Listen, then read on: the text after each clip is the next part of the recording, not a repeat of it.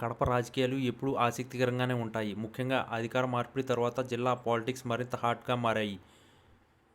తాజాగా కడప నగర పాలనా సంస్థలో చోటు చేసుకున్న పరిణామాలు తెలుగుదేశం పార్టీకి షాక్గా, వైఎస్ఆర్ కాంగ్రెస్ పార్టీకి అనూహ్య విజయం పరిణమించాయి. కడప అసెంబ్లీ నియోజకవర్గం నుంచి టీడీపీ తరఫున విజయం సాధించిన తొలి మహిళా ఎమ్మెల్యే రెడ్డిప్పగారి మాధవిరెడ్డికి ఇది ఒక రకంగా పెద్ద ఎదురుదెబ్బేనని రాజకీయ విశ్లేషకులు భావిస్తున్నారు. ఎందుకంటే ఒకవైపు నియోజకవర్గాన్ని గెలిచి గెలిపించుకుని ఇంకోవైపు కార్పొరేషన్ పట్టు సాధించలేకపోవడం అనేది ఆమె పనితీరుపై సార్థకతకు లేవనెత్తే అంశాలు అవకాశం ఉంది. గతంలో వైకాపా మేయర్గా ఉన్న సురేష్ బాబుపై వచ్చిన ఆరోపణలు అనంతరం జరిగిన హైకోర్టు పరిణామాలు ఆపై ప్రభుత్వం తీసుకున్న నిర్ణయాల నేపథ్యంలో మేయర్ పదవి ఖాళీ అయింది. ఈ నేపథ్యంలో మేయర్ పదవిని దక్కించుకోవడం ద్వారా కడప నగరంపై పట్టు సాధించాలని టీడీపీ తీవ్రంగా ప్రయత్నిస్తుంది.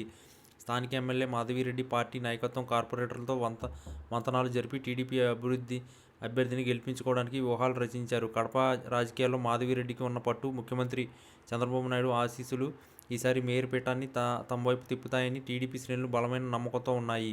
అయితే వైఎస్ఆర్ కాంగ్రెస్ పార్టీ వ్యూహాలు వేరుగా ఉన్నాయనేది ఇప్పుడు రుజువైన పరిస్థితి. మేయర్ని ఎన్నికల సమయంలో వైసీపీ అదృశ్య హస్తం పనిచేసిందని పలువురు టీడీపీ లేదా టీడీపీ అనుకూల కార్పొరేటర్లు ఆఖరి నిమిషంలో మద్దతు ఉపయోగించుకోవడం లేదా తటస్థంగా ఉండటం జరిగిందని ఊహాగానాలు వినిపిస్తున్నాయి. మేయర్ ఎన్నికలకు సంబంధించి జరిగిన ఓటింగ్లో ఊహించని విధంగా వైకాపా అభ్యర్థి మెజార్టీ సాధించి మేయర్ పీఠాన్ని కైవసం చేసుకున్నారు. ఈ విజయం వైకాపా అధినేత వైఎస్ జగన్మోహన్ రెడ్డి సొంత జిల్లాలో ప్రతిపక్షంలో ఉన్నప్పటికీ తమ పట్టు బలంగా ఉందని నిరూపించుకోవడానికి ఒక అవకాశం మారింది. ఈ పరిణామం కడప ఎమ్మెల్యే మాధవిరెడ్డికి ఒక హెచ్చరికగా పరిణమించింది. ఎమ్మెల్యేగా గెలిచినప్పటికీ నగరపాలనా సంస్థ వైకాపాకు అనుకూలంగా తీర్పు రావడం స్థానిక రాజకీయాల్లో ఆమె బలాన్ని, వ్యూహాలను ప్రశ్నిస్తుంది. పని చేయని మేయర్ను తొలగించడంలో మాధవిరెడ్డి కీలక పాత్ర పోషించిన ఆ స్థానాన్ని సొంత పార్టీకి దక్కించుకోకపోవడం ఆమెకు ఇబ్బందికర పరిస్థితి తెచ్చిపెట్టింది.